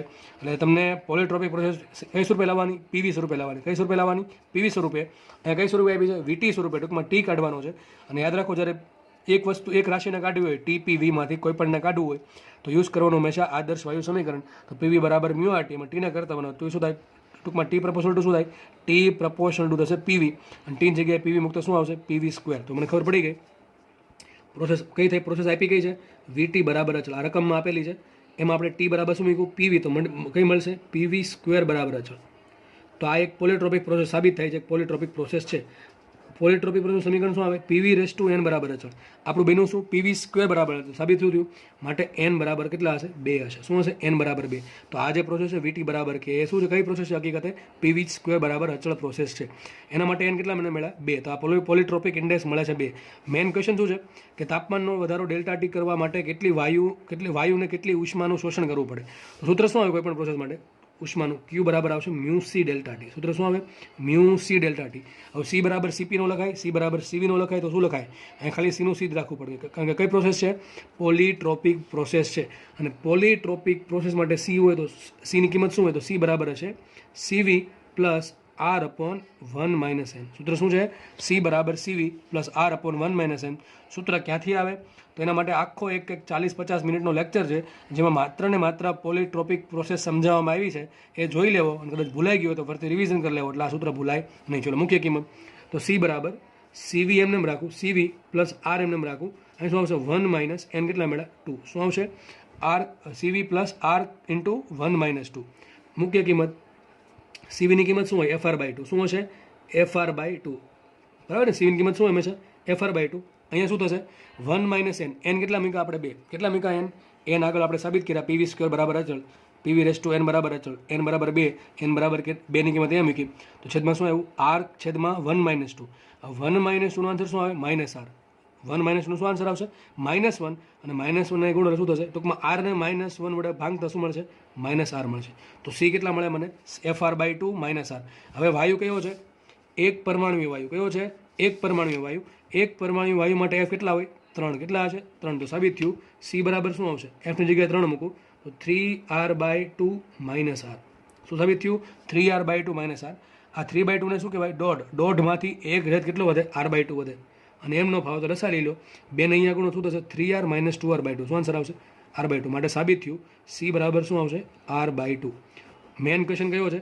Q શોધવાનો મેન ક્વેશ્ચન છે. તો Q બરાબર શું સૂત્ર આવે? μc∆T. આપણે કિંમત મૂકી દઈએ. Q બરાબર મ્યુ કેટલા આપ્યા? 1 મોલ. કેટલા આપ્યા છે? Q 1 મોલ જ આપ્યા છે. સોરી, મ્યુ આપ્યા 1 મોલ. તો Q બરાબર આવશે, મ્યુની કિંમત મૂકીએ 1 મોલ. અહીં Qની કિંમત શું છે? μc∆T. મ્યુ મૂકીએ 1 મોલ. C કેટલા આવ્યા? C આવ્યા R/2. કેટલા આવશે? R/2. તો ઇન્ટુ R/2 ઇન્ટુ ΔT રાખવાના એમને, ΔT નો વધારો કીધો છે. બરાબર. તો મારો આન્સર આવી ગયો. શું આન્સર આવશે? R∆2/2. તો શું આન્સર આવશે? કેટલી ઉષ્મા આપવી પડે? R∆2/2. તો તમારે એટલી ઉષ્મા આપશો તો વાયુના તાપમાનમાં ΔT જેટલો વધારો થશે. VT બરાબર K, એટલે કે PV² બરાબર અચળ, એટલે કે પોલીટ્રોપિક પ્રોસેસ n બરાબર 2 ના આધારે. તો આ દાખલો થોડોક સારો હતો, બરાબર છે, ડાયરેક્ટલી ખ્યાલ ના આવે તો મેં તમને કહી દીધું, જ્યારે પ્રોસેસ થોડીક અટપટી લાગે કે વિચિત્ર પ્રોસેસ લાગે ત્યારે શેમાં ઠેકડો મારવાનો છે, પોલીટ્રોપિક પ્રોસેસમાં ઠેકડો મારશો તો લગભગ તમારો આન્સર આવી જ જશે. પછી જે માંગ્યું છે શોધી નાખવાનું, કદાચ કાર્ય માંગે તો કાર્ય મળી જાય. કાર્ય સૂત્ર શું આવશે? P1V1 માઇનસ P2V2 છેદમાં n-1 અથવા માઇનસ મ્યુઆર ડેલ્ટા ટી છેદમાં n-1. તો એના પછી તમને કાર્ય પણ મળી જાય જો માંગ્યું હોય તો, બરાબર. અને આંતરિક ઉર્જાનો ફેરફાર માંગે તો એ પણ મળી જશે. જોકે આંતરિક ઉર્જાનો ફેરફાર શું આવશે? હંમેશા કોઈ પણ પ્રોસેસ માટે મ્યુ CV ડેલ્ટા ટી જ આવે, બરાબર. તો G19નો દાખલો થોડોક સારો હતો બીજા દાખલાની કમ્પેરિઝનમાં, દાખલો આરામથી સોલ્વ થાય એવો છે જો કોન્સેપ્ટ ખબર હોય તો. ચલો આપણે હવે આગળ વધશું, તો આપણે આગળનો દાખલો ગણીએ, બરાબર છે.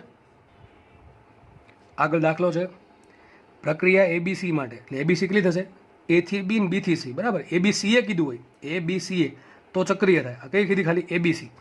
પ્રક્રિયા ABC માટે થતું કાર્ય કેટલું છે? 50 જૂલ. કેમ 50 જૂલ પ્લસ આપ્યું છે? જો A થી B જતાં કદ વધે છે. આ લેખ છે P વિરુદ્ધ Vનો. કોનો લેખ છે? P વિરુદ્ધ Vનો. કદ વધે છે ને કદ વધતું નથી. ટૂંકમાં અહીંયા જે કાર્ય થાય કેટલું? 50 જૂલ. તો A થી B ABC માટે થતું કાર્ય 50 જૂલ. આ તમને કુલ કાર્ય 50 જૂલ આપ્યું, તથા ઉષ્માનો વિનિમય 20 કિલો જૂલ હોય, સોરી 20 કેલરી હોય. 20 કેલરી આ કેલરીમાં આપ્યું છે અને આ 50 જૂલમાં આપ્યું છે. ઓકે, ઉષ્માનો વિનિમય 20 કેલરી હોય તો A અને C વચ્ચે આંતરિક ઉર્જાનો ફેરફાર કેટલો જૂલ થશે?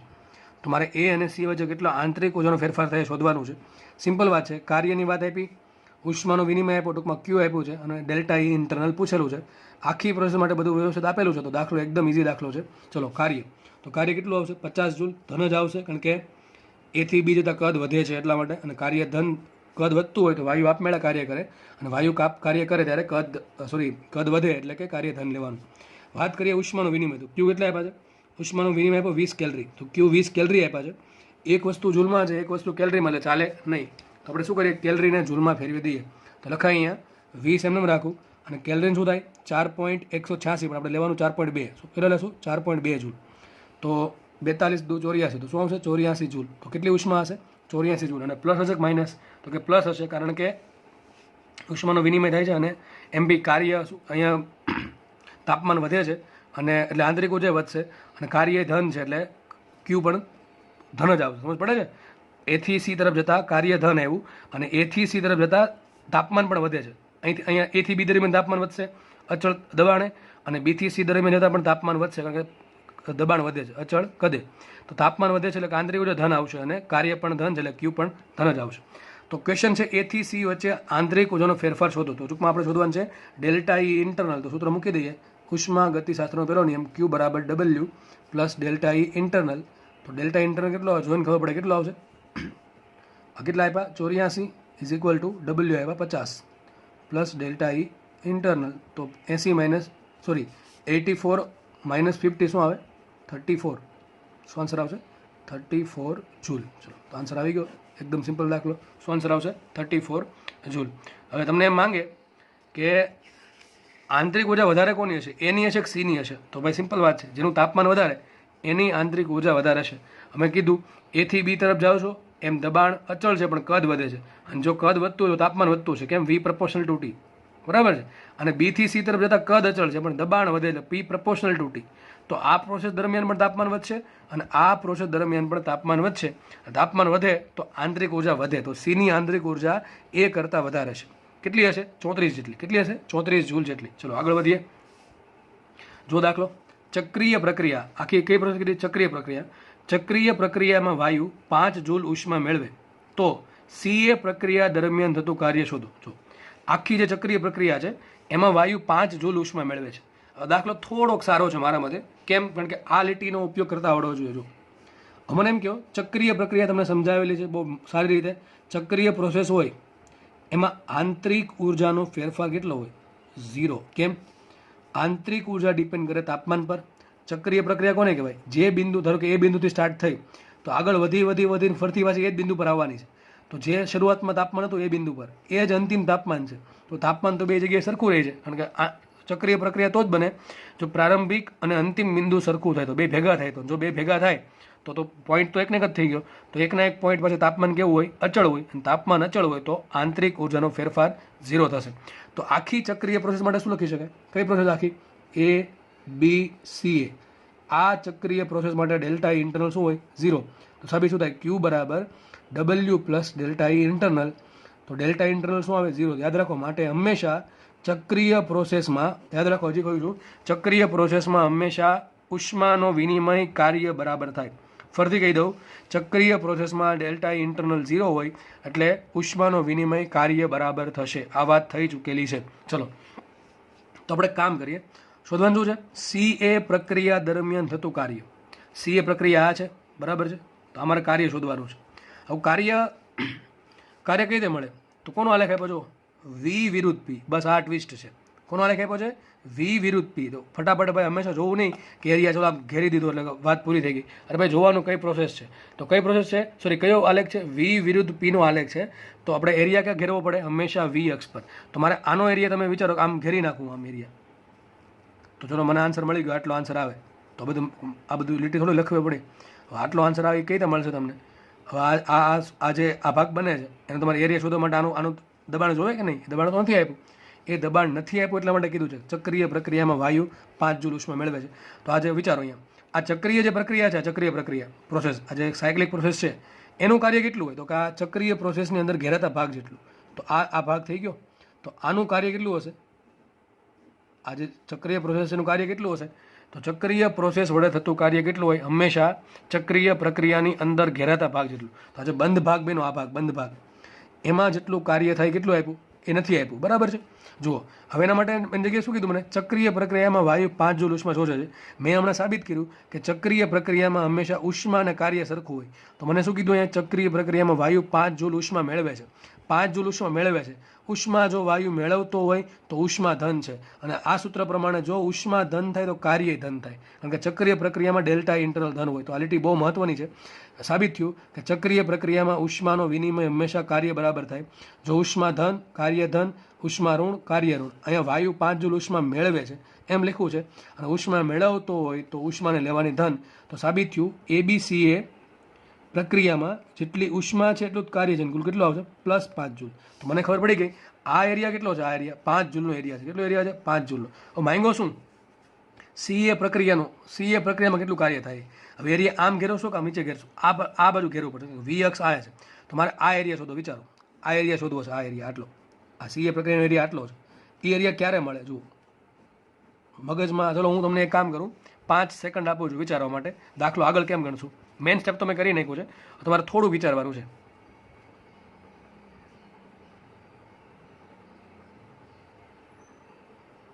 કદાચ વિચાર આવી ગયો છે અને હજી વિચારવો હોય તો તમે વિડીયો પોઝ કરી શકો છો. તો જુઓ, મારા આ એરિયા શોધવાનો છે. આટલો એરિયા શોધવાનો છે મને. આ જે અંદરનો એરિયા છે, જે જાળીવાળો, એ મને ખબર છે, બરાબર છે. આડી ઊભી લાઈનો આ એરિયા ખબર પડી ગઈ. કેટલો એરિયા છે? 5. કેટલો એરિયા છે? +5. મને જો આ એરિયા મળી જાય, આખો એરિયા, સમજો કયો એરિયા? આટલો. તો દાખલો પતી ગયો. તો આ લંબચોરસ બન્યો અહીંયા આટલો. મારી પેન ફરેના પર ધ્યાન રાખવું.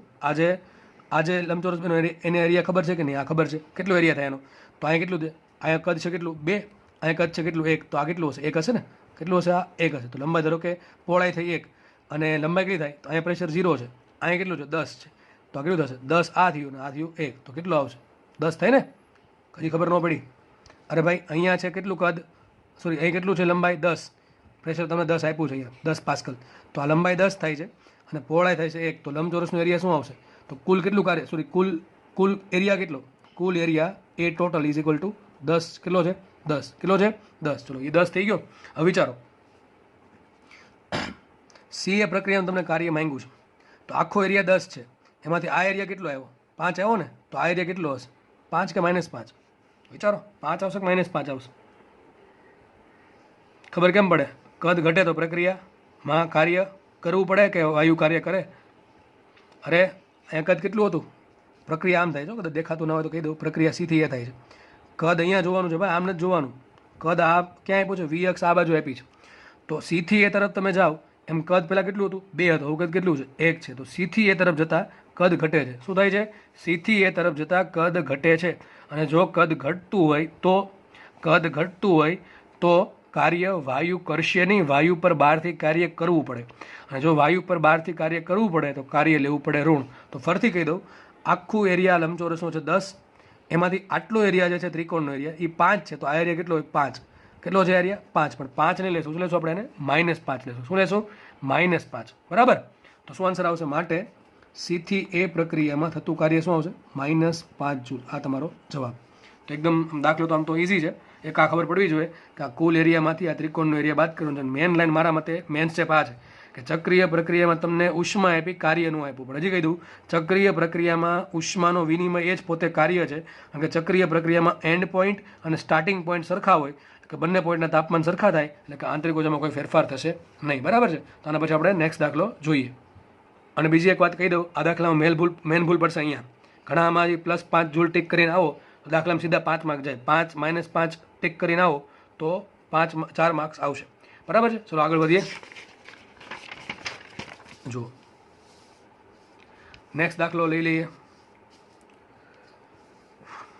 દાખલો પીએમટી 2012માં પૂછેલો. ટૂંકમાં નીટ જ ગણો ને. પીએમટી 2016 સુધી પીએમટી કહેવાતી હતી, પછી એનું નામ બદલી ગયું નીટ. બરાબર છે. એમ્સ આખું અલગ છે, જોકે હવે એમ્સ પણ નીટમાં ભળી ગઈ છે, એટલે ટૂંકમાં હવે એક જ એક્ઝામ આવશે, નીટ.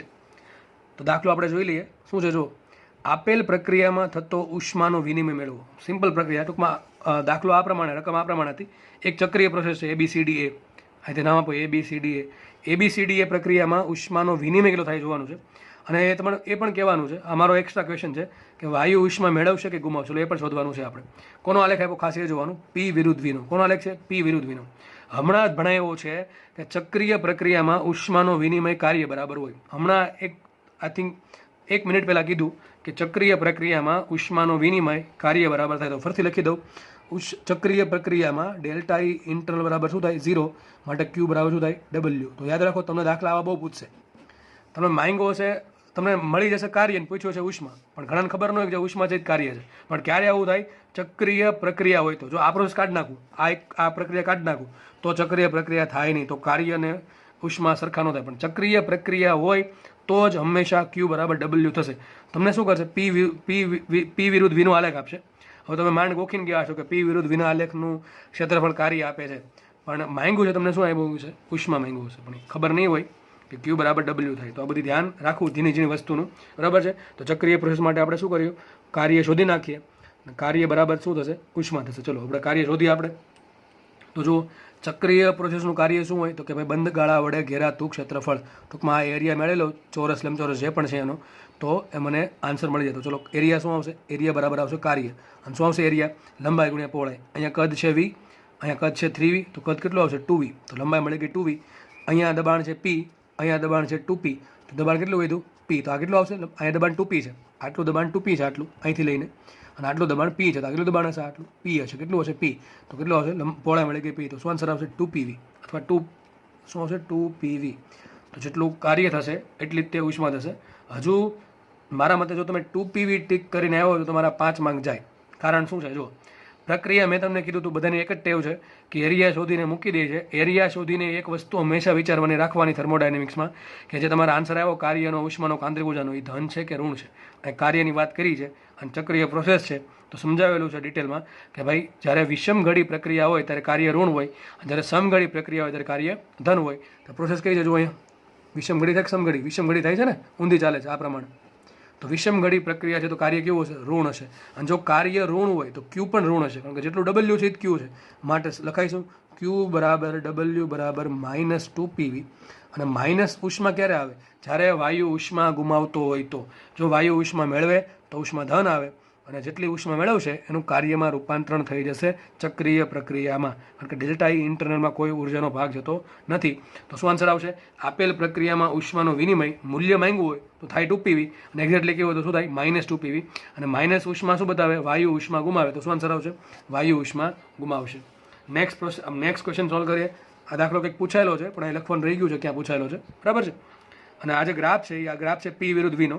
અને બીજી એક વસ્તુ કહી દઉં, આ ગ્રાફ છે ડીઝલ સાયકલનો. શેનો ગ્રાફ છે? આ ડીઝલ સાયકલ. ડીઝલ સાયકલ તમારી ગાડીમાં જે જો ડીઝલ એન્જિન હોય તો એ આ ગ્રાફ પ્રમાણેની પ્રોસેસ પ્રમાણે કામ કરે કે એક પ્રોસેસ હશે સમતાપી, આ છે સમદાબી, ફરી પછી સમતાપી ને પછી છે સમકદ પ્રક્રિયા. તો આ પ્રમાણે ડીઝલ કામ કરે. અહીંથી ડીઝલ આવવાનું ચાલુ થશે. બરાબર. ધીમે ધીમે ધીમે એનું દબાણ વધશે અને જ્યારે દબાણ આટલું થઈ જશે ત્યારે તમારે શું થશે, એમાં કમ્પ્રેશનના કારણે એમાં. અને બીજી વાર ડીઝલ એન્જિનમાં સ્પાર્ક પ્લગ ન હોય, પેટ્રોલ એન્જિનમાં સ્પાર્ક પ્લગ હોય, ડીઝલ એન્જિનમાં સ્પાર્ક પ્લગ ન હોય. ડીઝલ એન્જિનમાં ડીઝલનું દબાણ એટલું બધું વધારે હોય કે એ ઓટોમેટિક સળગી જાય. તો અહીંથી સળગશે એટલે થશે કમ્બશન, એટલે દહન થશે. અને દહન થાય અચળ દબાણે, પછી ધીમે ધીમે દહન થયા પછી ધુમાડો અમુક જે વધશે એ ગેસ બહાર કાઢશે, એટલે ધીમે ધીમે દબાણ વધશે, અહીંથી ગેસ બહાર આવી જશે, ટૂંકમાં ફરતી પાછું ચાલ્યા કરશે. તો આ ડીઝલ સાયકલ છે. ક્વેશ્ચન શું છે આપણે એ જોઈએ. ચલો ડીઝલ સાયકલ છે કે નહીં તો અલગ વાત છે, પણ ક્વેશ્ચન આવડવો જોઈએ. ચલો શું છે આપેલા પીવી આલેખ. તો આ પીવી તમને આલેખ આપેલો છે, ચક્રીય પ્રોસેસ. કેટલી પ્રોસેસ છે? 1, 2, 3 ને 4. ડી થી એ થી બી, બી થી સી અને સી થી ડી. તો આપેલી પીવી આલેખ માટે પીટીનો આલેખ દોરો. ટૂંકમાં તમારે પ્રેશર વિરુદ્ધ ટેમ્પરેચરનો આલેખ દોરવાનો છે. તો આવા દાખલા G19માં ઘણા બધા જોવા મળ્યા. આ વર્ષે G2020માં ઘણા બધા દાખલા આવા જોવા મળ્યા, અને મોસ્ટલી આવા દાખલા જી એડવાન્સમાં પૂછાય છે. તો હવે ટ્રેન્ડ નવો ચાલુ થયો છે કે તમને એક આલેખ આપી દે અને બીજો કંઈક આલેખ પૂછે. આમાં કોન્સેપ્ટ ક્લિયર હોય તો જ આવડે, બાકી તો તુક્કા મારવાના રહી. અને બીજી વાત, મને કેમ ખબર પડી કે આ પ્રોસેસ સમતાપિત છે? આ તો સમોષ્મી હોઈ શકે, તમારા મનમાં પ્રશ્ન થવો જોઈએ. પણ જે 4 ઓપ્શન આપ્યા હતા એ 4 પ્રોસેસમાં તાપમાન અચળ હતું, એટલા માટે હું કહી શકું કે આ પ્રોસેસ એ થી ડી અને બી થી સી જે થાય છે એ સમતાપી છે. બાકી તો ખાલી જોઈને ખબર ના પડે કે પ્રોસેસ કઈ છે, સમતાપી છે કે સમોષ્મી છે. કાં તો એની ચોખવટ પાડવી પડે, કાં તો બાજુમાં લખેલું હોવું જોઈએ કે તાપમાન બેના સરખા છે એ પ્રમાણે. તો આપણે દાખલો ગણીએ, બરાબર. 4 ઓપ્શન આપ્યા હતા, એ 4 ઓપ્શન મેં દોર્યા નથી. આપણે એનું કંઈ મતલબ નથી ઓપ્શન દોરવાના, અને ઓપ્શન પરથી તો બધાને આવડી જાય. આપણે ઓપ્શન જોયા વગર પ્રોસેસ દોરીએ તો પછી આરામથી આપણે ઓપ્શન જોઈને પણ દાખલો સોલ્વ કરી શકીએ. ચલો ફટાફટ દાખલો ગણીએ. જુઓ, કોઈ પણ એક પ્રોસેસથી સ્ટાર્ટ કરવું જે તમને આવડે છે. કોનો આલેખ છે? પી વિરુદ્ધ વીનો. અહીં કોનો માંગ્યો? પી વિરુદ્ધ ટીનો. તો પી બેમાં સરખું છે, તો એવી પ્રોસેસ ગોતે કે જેમાં અચળ દાબી છે. ચલો અચળ દાબી એટલે કે સમદાબી પ્રોસેસ કઈ છે? તો જુઓ અહીંયા એ થી બી પ્રોસેસ કઈ છે? એ થી બી પ્રોસેસ માટે દબાણ બદલતું નથી, તો અહીંયા પણ દબાણ બદલશે નહીં. સપોઝ અહીં દોરું છું અને એ થી બી વિચારો. હવે જો ખાલી હું દોરવાથી મંગાવતો, તમને હું સમજાવવા મંગાવું છું ડિટેલ્સમાં, તો હું શું બોલું ખાસ સાંભળજો. જોજો, સપોઝ આપણે એ પોઈન્ટ દોરી દીધો. ચલો એ પોઈન્ટ અહીંયા છે. એ થી બી જતાં દબાણ નથી વધતું, એ થી બી જતાં દબાણ નથી વધતું, પણ કદ વધે છે. સમજો, એ થી બી જતાં દબાણ વધતું નથી પરંતુ કદ વધે છે. હવે કદ વધે છે તો દબાણ જો અચળ હોય તો કદ પ્રપોર્શનલ ટુ તાપમાન હોય. સમજો, દબાણ જો અચળ હોય તો કદ પ્રપોર્શનલ ટુ તાપમાન હોય, તો કદ વધે તો તાપમાન વધશે. તો મારે આ પ્રક્રિયા એ પ્રમાણે દોરવી પડે કે તાપમાન વધે તો તાપમાન આમ વધશે કે આમ વધશે? તો કે ભાઈ આમ વધશે. દબાણ અચળ છે એટલે પ્રોસેસ સીધી આવશે, પાકું થઈ ગયું, પ્રોસેસ સીધી આવશે. હવે તાપમાન વધે ટૂંકમાં પ્રોસેસ આવશે આ બાજુ, તો તીર આવશે આ બાજુ. એક એક વસ્તુ સમજો. તો ધારો કે પ્રોસેસ થઈ આ રીતે, આ થઈ ગઈ પ્રોસેસ એ થી બી. કેટલી થઈ ગઈ? એ થી બી. તો પ્રોસેસ થઈ એ થી બી. ચલો આગળ વધીએ. બી થી સી પ્રોસેસ સમતાપી છે. મેં તમને પહેલાં કહી દીધું ઓપ્શનમાં, જે બી થી સી પ્રોસેસ હતી સીધી લાઈન હતી, ટૂંકમાં કેવી છે? સમતાપી. ચલો બી થી સી તરફ જતાં તાપમાન ઘટે છે. જો સોરી, બી થી સી પ્રોસેસ કઈ છે? સમતાપી. એટલે કેવું આવશે? સીધી લાઈન આવશે. કારણ કે સમતાપી માટે જ્યારે તાપમાન છે એક્સ અક્ષ પર હોય તો ટી ક્યારે ચાલતી? ઊભી લાઈન હોય તો આડી લાઈન હોય. તો અહીં જો તાપમાન વધે છે તો શું આવશે? ઊભી લાઈન. સપોઝ કે આ થઈ ગઈ મારી બી થી સી પ્રોસેસ, અને આવશે નીચે તરફ. કારણ કે એમાં કેમ ખબર પડે નીચે તરફ આવશે? બી થી સી તરફ જતાં દબાણ ઘટતું જાય. જો બી પર આટલું દબાણ છે, સી પર આટલું દબાણ છે, તો બી થી સી તરફ જતાં દબાણ ઘટે છે. દબાણ અહીંયા છે, હું જેમ નીચે જઈશ એમ દબાણ ઘટે. ટૂંકમાં તીર નીચે આવશે. તમને પ્રશ્ન થવો જોઈએ બીસીથી તો આમે ઉપર આવી શકે, ઉપર એટલા માટે નહીં આવે કારણ કે બી થી સી તરફ જતાં તમારું દબાણ ઘટે છે. ચલો આગળ વધીએ. સી થી ડી. સી થી ડીમાં શું છે? જો પાછું વી અચળ છે. જો સી થી ડી તરફ શું છે? વી કેવું છે? અચળ. તમારું કદ છે કેવું છે? અચળ ને. જો કદ અચળ છે, તો મારે હવે પી વિરુદ્ધ ટીના આલેખમાં અચળ કદવાળી પ્રોસેસ બતાવવાની છે. કોનો આલેખ છે? વી બરાબર અચળ. બતાવવાનું શું છે? પી પ્રપોર્શનલ ટુ ટી. બરાબર ખબર પડે કે ના પડે? શું ખબર પડે? પી પ્રપોર્શનલ ટુ ટી. તમને શીખવાડેલું છે કે પીટીના આલેખમાં અચળ કદની પ્રોસેસ કેમ બતાવી. તો કઈ બતાવવાનું? ઉગમ બિંદુમાંથી પસાર થતી હોય એવી સીધી રેખાવાળી પ્રોસેસ. સપોઝ કે આ થઈ ગઈ તમારી સમકદ પ્રક્રિયા. તો આ ખાસ મહત્વનું છે કે આ લાઈન કેમ આવશે આ રીતે? કારણ કે વી અચળ છે. વી અચળ હોય તો પી પ્રપોર્શનલ ટુ ટી હોય, તો હાલે કેવો આવશે? સુરેખા આવશે. લાસ્ટ વાત કરીએ ડી થી એ. તો ડી થી એ તરફ જશું એમ શું થાય? દબાણ વધતું જાય છે. જો શું થાય છે? દબાણ વધતું જાય છે. અને બીજી વાત, અહીંયા સી થી ડી તરફ આવતા તમને થાય સર આમ કેમ ના દોરી? આમે તે અચળ કદ જ થાય. તો સી થી ડી તરફ જતાં શું થાય છે? દબાણ ઘટે છે, એટલે સી થી ડી તરફ દબાણ ઘટશે. ટૂંકમાં આવશે નીચે તરફ. આમ નીચે જાય છે અને દબાણ ઘટતું રહે છે. ટૂંકમાં તમારે દરેક વાત વિચારવાની છે. આગળ વધીએ. ડી થી એ. ડી થી એ તરફ જતાં પ્રક્રિયા કઈ છે? સમતાપી છે. કઈ છે? સમતાપી પ્રક્રિયા છે. ઉપરથી પાછું દબાણ વધે છે. જો દબાણ વધે છે અને સમતાપી, ટૂંકમાં શું થશે? ઊભી લાઈન આવશે. તો આ પ્રમાણે દોરી દીધી ઊભી લાઈન. તો એ શું આવશે? ડી પોઈન્ટને આવશે ઉપર તરફ જતો, કેમ કે દબાણ વધે છે. તો મેં તમને દરેક વસ્તુ વ્યવસ્થિત સમજાવી કે તીર કેમ આવશે, તીર આ કેમ આમ આવ્યું, આ કેમ નીચે આવ્યું, આ કેમ ઉપર આવ્યું, આ કેમ સાઈડમાં આવ્યું. એનું તમને ફરીથી સાંભળવું હોય તમારે તો તમે વિડીયો પછી રિવાઇઝ કરીને સાંભળી શકો છો. તો દરેક વસ્તુનું એક કારણ છે પ્રોસેસ દોરવાનું, કે આ બે લાઈન કેમ ઊભી છે, આ લાઈન કેમ આમ છે, આ લાઈન કેમ ત્રાસી છે. તો વ્યવસ્થિત રીતે સમજી લેવું, બરાબર. છતાં પણ કોઈ ડાઉટ રહી જાય તો મને તમે કહી શકો છો કોમેન્ટ સેક્શનમાં, બરાબર. આગળ વધીએ, નેક્સ્ટ દાખલો સોલ્વ કરીએ આપણે. આ દાખલો જે છે એ દાખલો, આ જે દાખલો નીટ 2017માં પૂછેલ દાખલો છે. તો હમણાં નીટનો દાખલો સોલ્વ કરીએ આપણે. જુઓ શું છે ક્વેશ્ચન. પ્રક્રિયાઓ O1 O2 01 02 03 ને 04 ઓળખાવો. હવે એમાં આટલો દાખલો હતો, એમાં કહી દીધું કે 03 પ્રોસેસ કઈ હશે. તમારે કહેવાનું હતું પ્રોસેસ આ છે. ચલો જોઈ લઈએ આપણે, દાખલો ગણીએ. તો 01 પ્રોસેસ કઈ છે, 02 કઈ છે, 03 કઈ છે ને 04 કઈ છે, આપણે લખવાનું છે, બરાબર. એમાં તમને નીટ 2017માં એકાદી પ્રોસેસ માંગી હતી, પણ આપણે ઓપ્શન નથી આપ્યા મેં, એટલે માટે આ પ્રમાણે દાખલો બનાવી દીધો છે. આપણે દરેક પ્રોસેસ ઓળખશું, એકાદીની બધી ઓળખી દઈશું. ચલો, કોનો આલેખ છે? પી વિરુદ્ધ વીનો આલેખ છે. તો પી વિરુદ્ધ વીમાં તમને હમણાં દાખલો નીટ 2019 જી 2019માં પૂછેલ દાખલો હમણાં કરાયો હતો. સેમ દાખલો છે. એમાં જો એક પોઈન્ટ પરથી પ્રોસેસ સ્ટાર્ટ થાય છે અને સીધી ગઈ, તો આ સીધી ગઈ એટલે શું થાય? સમદાબી. આ જોઈને ખબર પડે કઈ થાય? O1 થશે સમદાબી અને 04 થશે સમકદ. તો O1 શું આવશે? 01 શું આવશે? સમદાબી અને 04 થાય સમકદ. ચલો, બે તો ખબર પડી ગઈ. પછી આ જુઓ, એક પ્રોસેસ આ છે 700 કેલ્વિન. ટૂંકમાં આ શું બતાવે છે? આ તમને બતાવે સમતાપી પ્રક્રિયા, જેનું તાપમાન 700 કેલ્વિન છે. આ બીજી સમતાપી પ્રક્રિયા, જેનું તાપમાન 500 કેલ્વિન છે. આ ત્રીજી સમતાપી પ્રક્રિયા કે જેનું તાપમાન 300 કેલ્વિન છે. તો જો 02 શું છે? 02 એકના એક પ્રોસેસ પર ચાલે છે, એટલે ટૂંકમાં બધી જગ્યાએ તાપમાન કેટલું છે? 500 કેલ્વિન. અને આમ મેં ખબર પડે, એક 02 ને એક 03 બે પ્રોસેસ જુઓ, એક 02 છે અને એક 03 છે. તો બંને પ્રોસેસ માટે શું થાય? 02 ને 03 નીચે કોણ છે? 03 છે ને. તો 03 કઈ હોય? સમોષ્મી હોય. કઈ હોય? સમોષ્મી. અને તમે એમ પણ જોઈ શકો છો, સ્ટાર્ટિંગમાં એનું તાપમાન કેટલું હતું? 500 કેલ્વિન, અને અંતમાં તાપમાન થઈ ગયું 300 કેલ્વિન. ટૂંકમાં બેમાં તાપમાન અલગ છે. તો કોઈ દી 03 છે સમતાપી હોઈ શકે નહીં. ટૂંકમાં 03 કઈ છે? સમોષ્મી છે. કઈ છે? સમોષ્મી. ઓપ્શન આપ્યા હતા 4, એમાં સમોષ્મી હતું. અને છેલ્લે વાત કરીએ 02, તો 02 જે પ્રોસેસ છે એ કઈ છે? સમતાપી છે. ઘણા દેશ સમોષ્મી જ કઈ રીતે કહી શકો? અરે ઓપ્શન આપેલા છે 4 ઓપ્શન, અને મોસ્ટલી તમને પ્રક્રિયા આ ચારની જ વાત કરતા હોય છે, બરાબર. ઓપ્શન નથી આપ્યા મેં, એટલે મેં ત્રીજી કઈ કીધી? સમોષ્મી કીધી. આગળ વધીએ. જો આ દાખલો પણ એકદમ ઇઝી દાખલો છે અને પૂછે એવો દાખલો છે. જો આપેલ પ્રક્રિયા, એટલે ટૂંકમાં આપેલ પ્રક્રિયા, ટૂંકમાં આખી પ્રક્રિયા કીધી. કઈ છે? ચક્રીય પ્રક્રિયા. આપેલ પ્રક્રિયા માટે સાચો વિકલ્પ મેળવો. છો તો કઈ પ્રોસેસ છે? ચક્રીય પ્રક્રિયા છે. તમને હમણાં કીધું હતું, ચક્રીય પ્રક્રિયા હોય તો આંતરિક ઉર્જાનો ફેરફાર શું થાય? 0 થાય. તો જે પોઈન્ટથી સ્ટાર્ટ થઈ છે એ જ પોઈન્ટ પર પાછી આવશે, એટલે આંતરિક ઉર્જા બદલશે નહીં, એટલે આંતરિક ઉર્જાનો ફેરફાર શું આવે? 0. તો બે ઓપ્શન શું કહે છે? આંતરિક ઉર્જા 0, આ પણ 0 કહે છે. આ બંને ઓપ્શન છે એમ કહે છે આંતરિક ઉર્જા વધે ફેરફાર, અને આ એમ કહે છે આંતરિક ઉર્જાનો ફેરફાર ઋણ છે. તો આ સી ને ડી તો આવે જ નહીં. તો કયા આવે? કાં તો એ આવે કાં તો બી આવે. ચલો, હવે એક ખબર પડી ગઈ મને કે આંતરિક ઉર્જાનો ફેરફાર 0 છે. હવે વાત રહી ઉષ્માની.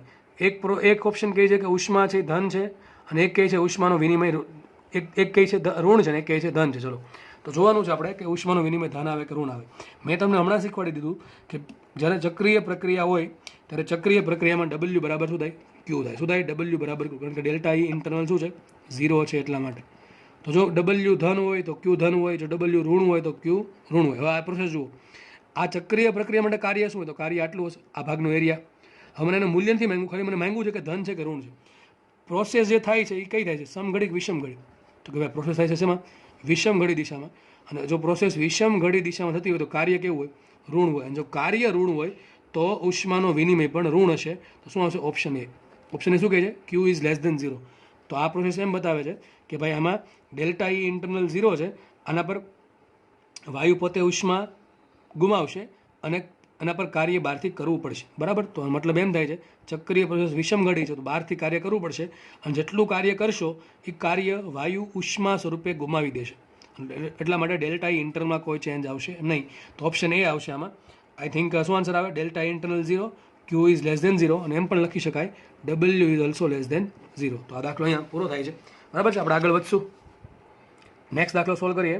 આ દાખલો PMT 2009માં પૂછેલ દાખલો છે. ચલો, આપેલ પ્રક્રિયા માટે ખોટું વિધાન પસંદ કરો. જો ખોટું શોધવાનું છે, ટૂંકમાં 3 સાચા છે અને 1 ખોટું છે. ચલો વાત કરી છે યુની.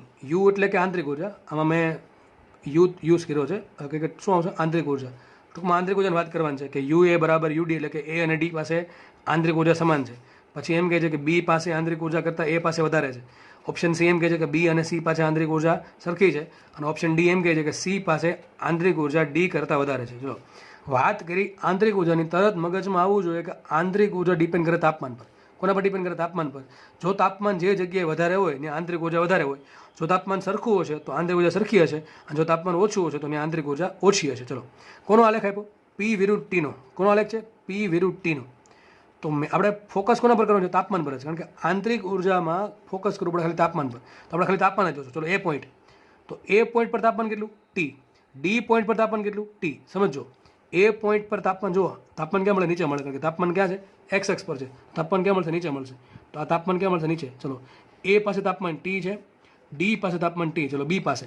તો બી પાસે તાપમાન કેટલું છે? 2T. કેટલું છે બી પાસે તાપમાન? 2T. અને સી પાસે તાપમાન કેટલું છે? 2T. તો જે જગ્યાએ તાપમાન વધારે હોય ત્યાં આંતરિક ઉર્જા વધારે છે. ચલો એ પાસે અને ડી પાસે તાપમાન કેવું છે? સરખું છે. તો એ પાસે અને ડી પાસે તાપમાન સરખું હોવાથી આંતરિક ઉર્જા કેવી હોય? સરખી. તો ઓપ્શન 1 શું કહે છે? યુ એ બરાબર યુડી. ટૂંકમાં એ પાસે અને ડી પાસે આંતરિક ઉર્જા સરખી છે. તો આ વાત સાચી છે. ઓકે, ચલો ઓપ્શન બી જોઈએ. એ પહેલાં ઓપ્શન સી જોઈ લઈએ કે યુ બી બરાબર યુસી. કે બી પાસે અને સી પાસે આંતરિક ઉર્જા સરખી છે. ક્યારે સરખી હોય? તાપમાન સરખું હોય તો જો બે જગ્યાએ તાપમાન કેવું છે?